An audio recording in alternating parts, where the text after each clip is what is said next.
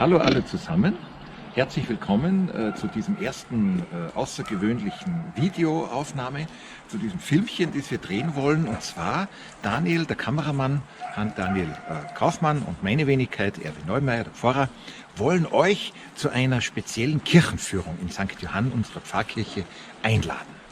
Und so freuen wir uns, dass ihr mitgeht, und jetzt gehen wir einfach ein bisschen herum. Also, wir haben jetzt die Position gewechselt und stehen jetzt gegenüber vom Pfarrhof, vom Dekanatspfarrhof, und schauen uns jetzt ganz schnell ein wenig die Kirche im Großformat an. Sie besticht nämlich durch zwei monumentale Türme, die so wie Finger in den Himmel weisen, mit den jeweiligen Glocken oben. Und natürlich sieht man an der Fassade schon auch, wem diese Kirche geweiht ist. Also wie schon gesagt, jede Kirche hat ein Patrozinium, das ist also ein Gedenktag, an dem ein Heiliger oder eine Heilige gefeiert wird, dem diese Kirche oder der diese Kirche geweiht ist. Wir beginnen jetzt hier in der Mitte oben. In der Mitte steht die Maria, die Mutter von Jesus, die Mutter Maria mit dem Jesuskind in der Hand und mit ihren 12 strahligen Sternenkranz um das Haupt. Sie ist ja praktisch einerseits ein Hinweis auf die unbefleckte Empfängnis, aber auch auf die Himmelfahrt Mariens, und das ist das Patrozinium der Pfarrkirche von St. Johann.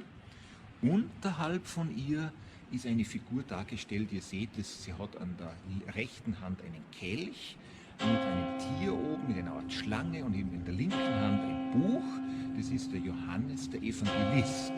Dem ist praktisch auch diese Kirche geweiht. Und dann gehen wir ein wenig nach rechts rüber und wir haben hier einen ganz wichtigen Heiligen, das ist der heilige Petrus. Ja, der Petrus mit dem Schlüssel, und der ist jetzt nicht unbedingt ein Patron der Kirche von St. Johann, aber er ist ein wichtiger Apostel von Jesus gewesen. Dann machen wir noch einen Schwenk hinüber auf die andere Turmseite, von uns aus gesehen jetzt die rechte, und da seht ihr einen Heiligen mit einem Schwert. Also das ist der Hinweis, dass das der heilige Völkerapostel Paulus ist.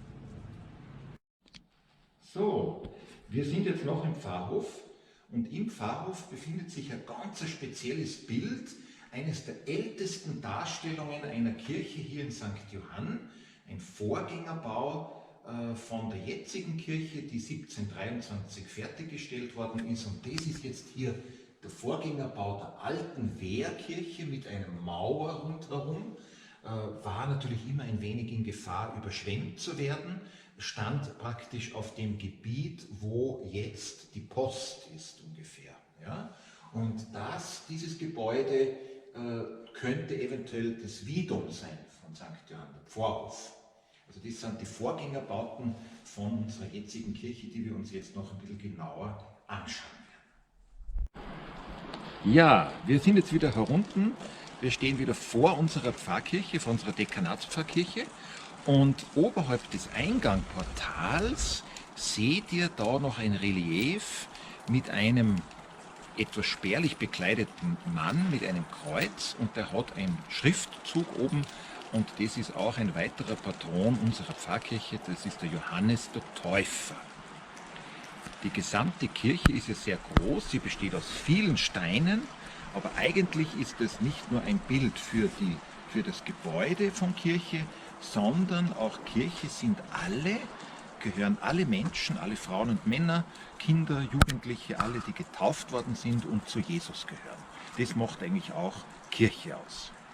Ja, also es ist so, dass wir hier einen behindertengerechten Eingang zu unserer Kirche haben, und das passt jetzt ganz gut. Wir haben hier einen Schriftzug, ich weiß nicht, ob ihr es gut lesen könnt. Er stammt nämlich aus einem Psalm, vom 122. Psalm. Ich freute mich, als man mir sagte, zum Haus des Herrn wollen wir pilgern. Also wir gehen jetzt auch eigentlich hinein in das Haus Gottes. Und deswegen mache ich jetzt einfach mal die Tür auf. Die Tür ist das Eingangsportal hinein in dieses Gotteshaus. Und hier ist immer eine Schwelle, wenn man vielleicht hinunter zeigt, auf dieser Schwelle über diese Schwelle sind schon zig Millionen Menschen ein- und ausgegangen und vor allem hunderttausende Menschen bereits schon auch als Baby über die Schwelle zur Taufe getragen worden. Wir reihen uns also jetzt ein in diesen Strom der vielen Frauen und Männer, die hier als Kinder zur Taufe getragen worden sind oder eben als Erwachsene immer wieder hereingehen. Wenn wir also jetzt hier drinnen sind, dann ist es jetzt interessant, was macht man dann eigentlich, wenn man in eine Kirche hineingeht. So wie man bei einer Begrüßung dem Menschen die Hand reicht, wenn nicht Corona ist, ist es ja noch viel leichter, so macht man praktisch eigentlich eine Kniebeuge als Begrüßung für Gott, der hier in dieser Kirche auch praktisch anwesend ist. Und ich mache jetzt einfach einmal eine Kniebeuge Richtung Tabernakel, wo wir sozusagen uns vor Gott verneigen und ihn als den größeren Herrn anerkennen. In jeder Kirche stehen oder sind irgendwo angebracht im Eingangsbereich kleine oder größere marmorne oder metallene oder hölzerne Weihwasserbecken. Wir haben hier so ein kleines auch, links und rechts ist es dargestellt. Und es ist dann gefüllt mit Weihwasser, wenn Corona es wieder ermöglicht. Und wir nehmen sozusagen immer mit dem Finger einen Tropfen Weihwasser und bekreuzigen uns mit diesem gesegneten Wasser. Und das erinnert uns an unsere Taufe, dass alle, die getauft worden sind, zu Jesus gehören und auch diese Kirche bilden. Was hier auffällig ist, dass die Kirche ja sehr lange ist.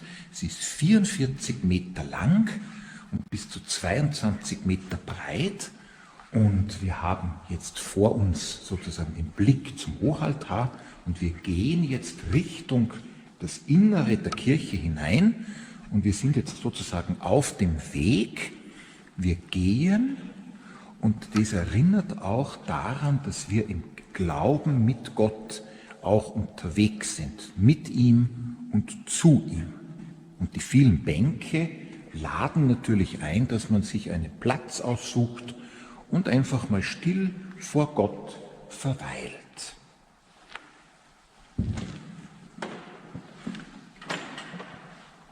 Und wenn wir so in einer Kirche uns befinden, dann ist es so, dass wir auch immer wieder verschiedene Haltungen einnehmen, wenn zum Beispiel ein Gottesdienst gefeiert wird. Und eine der Haltungen haben wir jetzt schon gehabt. Einerseits die Kniebeuge, das Gehen, das erinnert, dass wir unterwegs sind im Glauben. Die Kniebeuge erinnert uns daran, dass Gott hier anwesend ist in der Gestalt der Hostie in Jesus Christus. Und das Sitzen, was ihr jetzt seht, ist die Haltung des Hörens, des Zuhörens, was in der Kirche vielleicht auch gesagt wird oder was ich selber in meinem Herzen höre.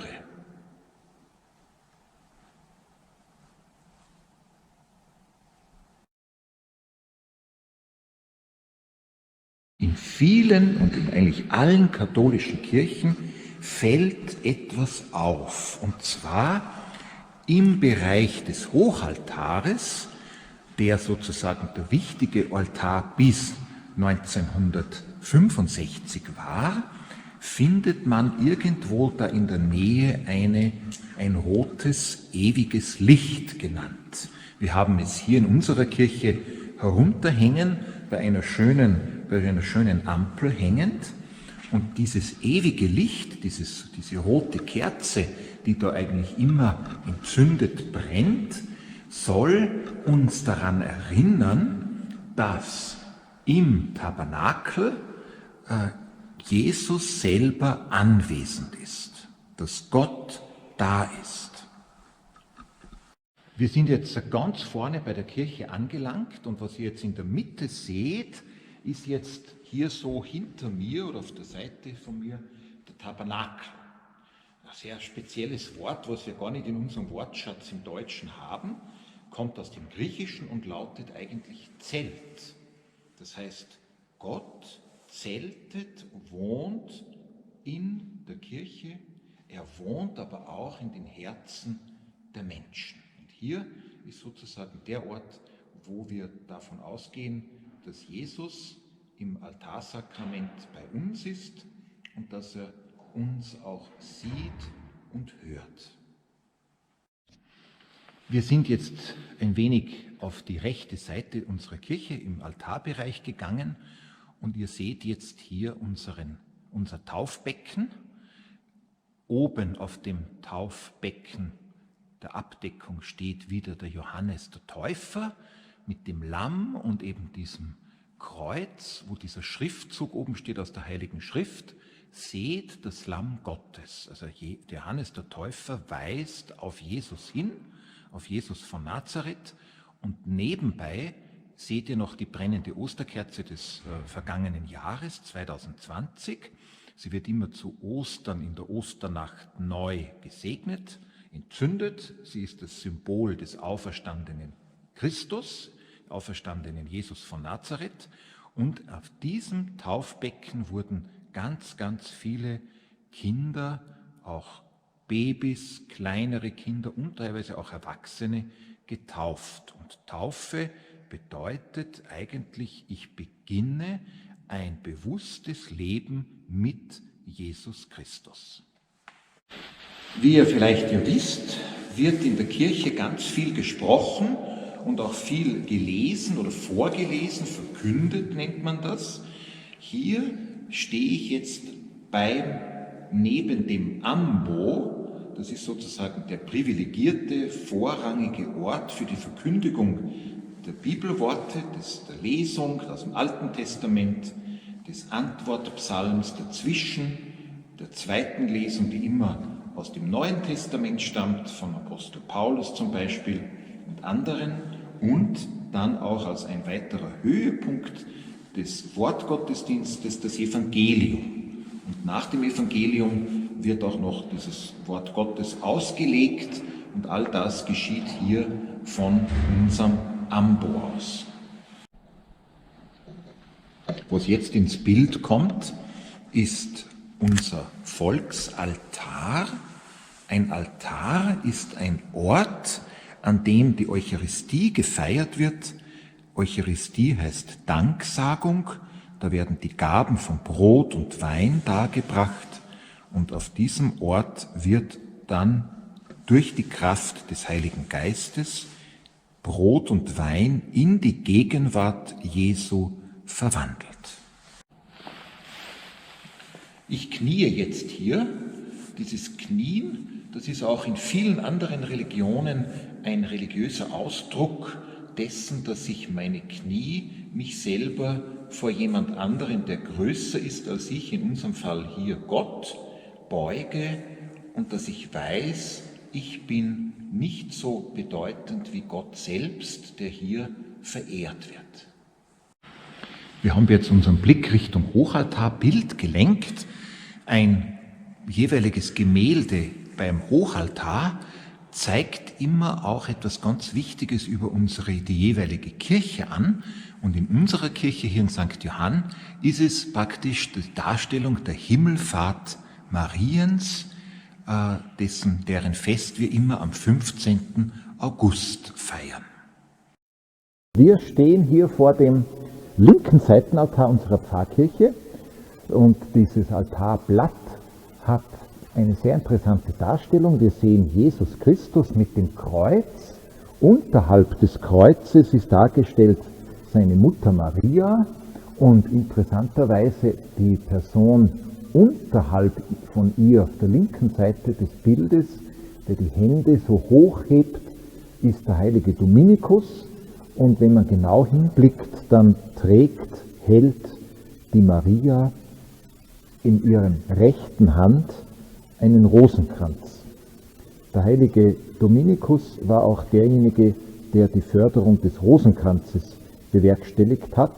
Und oberhalb dieses Altarblattes, im kleinen Altarbild, sehen wir noch dargestellt den heiligen Josef. Er wird meistens auch mit einer Lilie dargestellt. Soweit zu diesem linken Seitenaltar.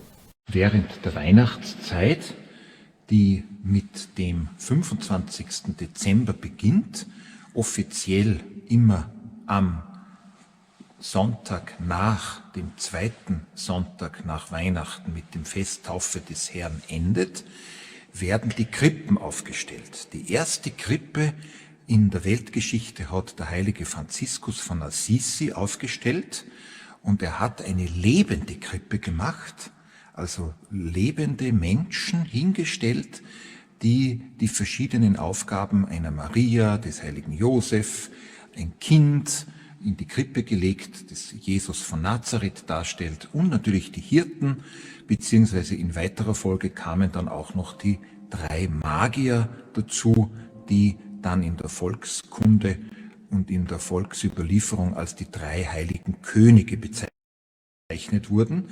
3 deswegen, weil sie 3 Gaben brachten, Gold, Weihrauch und Myrrhe, und davon meinte man, es sind 3 Könige gewesen. Wir haben hier jetzt unsere Krippe noch bis zum 2. Februar, das ist genau 40 Tage nach Weihnachten, aufgestellt.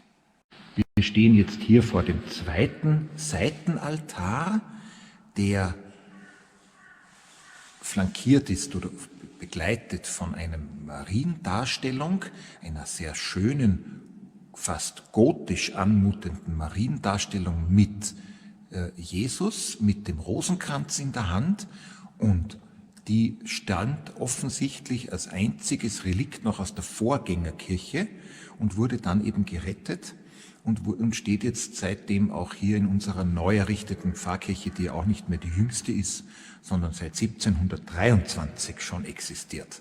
Das Bild oberhalb jetzt der Marienstatue mit Jesus ist ein Bild der Büßerin Maria Magdalena. Man meint, es ist eine Frauengestalt gewesen. Vermutlich ist es eine ganz unbekannte Person gewesen, eine Frau, die also irgendwie eine schlechte Tat vollbracht hat und als Sünderin dargestellt wird. Denn Maria Magdalena war eigentlich jene, die von 7 Dämonen befallen war, und Jesus hat sie befreit. Und das ist jetzt hier dargestellt, Maria, die sozusagen in sich gekehrt da kniet, und die Engel halten ihr das Kreuz Jesu Christi entgegen, das Kreuz, und unterhalb der Engel seht ihr einen Totenkopf mit einem Papierstapel, und der Totenkopf erinnert einfach an die Vergänglichkeit des Menschen, dass wir alle einmal sterben werden. Ein wichtiger Ort auch in der Kirche ist immer der jeweilige Ort der Kanzel. Die Kanzel war vor vielen Jahren der wichtige Ort der Verkündigung in der Predigt. Das heißt, der Priester hat dann auch das Messgewand abgelegt und ist nur mit der Stola bekleidet hinaufgegangen. Und das ist immer jener Ort, wo die beste Akustik herrscht, wo alle den Menschen, der ohne Mikrofon zu sprechen hat, es gab ja noch keine Elektrizität, auch keine Lautsprecheranlage, musste er sich sozusagen erhöht über die Köpfe der Mitfeiernden begeben und die Predigt halten. Und wir haben hier eben eine sehr schöne Kanzel. Sie besteht immer aus 3 Teilen, konnte man fast sagen. Der erste Teil ist sozusagen die jeweilige Stiege. Hier besonders hervorzuheben ist das Stiegengeländer hier in unserer Pfarrkirche St. Johann. Dann haben wir den sogenannten Kanzelkorb. Das ist jener Teil, wo der Priester oder der Diakon steht. Und dann haben wir noch den oberhalb des Kanzelkorbes den Schalldeckel. Und der ist sozusagen verantwortlich, dass der Schall der Worte sich gut innerhalb der Kirche verbreitet. Oberhalb des Schalldeckels befinden sich immer wieder ganz unterschiedliche Darstellungen. In unserem Fall sind es mehrere Putten oder kleine Engel, die sozusagen einfach da hinweisen, dass das Wort Gottes an dieser Stelle verkündet worden ist. Und ganz oben ist der Abschluss mit einem Dreieck, mit Strahlen, mit kleinen Engelköpfen und auch Wolke. Und in der Mitte dieses Dreiecks seht ihr ein Auge, und das erinnert eigentlich auch an Gott selbst. Gott, der einen liebevollen Blick auf uns Menschen hat, und seine Anwesenheit wird dargestellt durch die Strahlen. Das ist sozusagen die Lichtsäule, die in der Nacht das Volk Israel beim Auszug aus Ägypten vorangegangen ist. Da konnten sie immer sehen, wo der Engel des Herrn, Gott selbst, ihnen vorausgeht. Und dann während des Tages war es eine Wolkensäule, daher seht ihr oben auch ein paar Wolken angedeutet. Und das war dann für den Tag über der Hinweis, wo Gott sich jetzt gerade befindet und dass er das Volk Israel voraus begleitet in das gelobte Land, ins heutige Israel und Palästina. Richtung Westen, wir sind über die Westseite der Kirche hereingekommen, befindet sich die Orgel auf der zweiten Empore. Ihr seht, also wir haben eine sehr große Kirche. Die Orgel war lange Zeit das erste ausschließliche Instrument innerhalb des Gottesdienstes in der katholischen Kirche. Und mit der Zeit, seit der Reformation, hat sich dann auch der deutsche Volksgesang durchgesetzt. Früher wurde nur Latein gesungen. Der Gesang war natürlich immer da. Die Orgel hat das begleitet, früher eben auch in lateinischer Sprache. Und jetzt geht es eben schon seit mehr als 500 Jahren, singen wir auch viel in deutscher Sprache. Und die Orgel ist sozusagen jenes Instrument, das uns im Gottesdienst unter anderem auch begleitet. Aber heutzutage gibt es auch Gitarrenmusik oder ein Orchester oder andere Instrumente, die auch für den Gottesdienst verwendet werden, bis hin zu einem Didgeridoo. Wir sind jetzt allmählich an den Abschluss unserer Kirchenführung angelangt. Wir haben noch mal eine Perspektive zum Hauptaltar, zum Hochaltar eingestellt, und jede Kirche ist eigentlich immer nach Osten ausgerichtet. Das heißt, wir gehen immer über den Westeingang der Kirche herein und gehen sozusagen der aufgehenden Morgensonne, die für unseren christlichen Glauben auch Jesus Christus darstellt, entgegen. Jesus ist die Morgenröte, die uns erlöst hat, und sozusagen ist jede Kirche fast ausgerichtet immer nach Osten. So ähnlich wie zum Beispiel bei den Muslimen ursprünglich die Moschee, die Mihrab, so nennt man das, ursprünglich auch nach Jerusalem ausgerichtet war, jetzt ist sie nach Mekka ausgerichtet. So sind katholische Kirchen immer nach Osten, wo jeweils die Morgensonne aufgeht, ausgerichtet. Wenn wir die Kirche wieder verlassen, dann gibt es auch wieder ein Abschiedsritual. Bei Menschen geben wir einander die Hand oder verneigen uns. Hier in der Kirche machen wir jetzt einfach wieder eine Kniebeuge.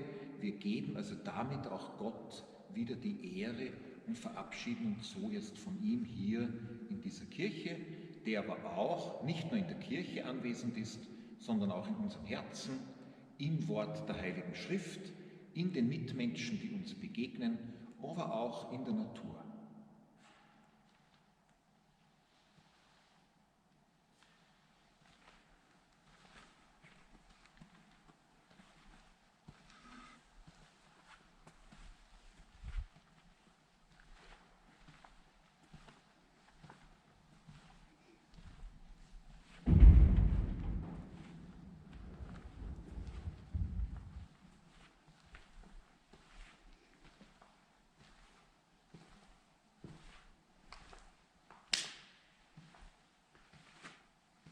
Zu einem weiteren Abschiedsritual gehört es auch, dass wir wieder einen Finger oder mehrere in das Weihwasserbecken eintauchen und nochmal ein Kreuzzeichen machen. Es erinnert uns eben wieder an unsere Taufe und es soll auch ein Schutzzeichen sein, dass wir auch gesegnet sind. Und dann kann man die Kirche auch wieder verlassen.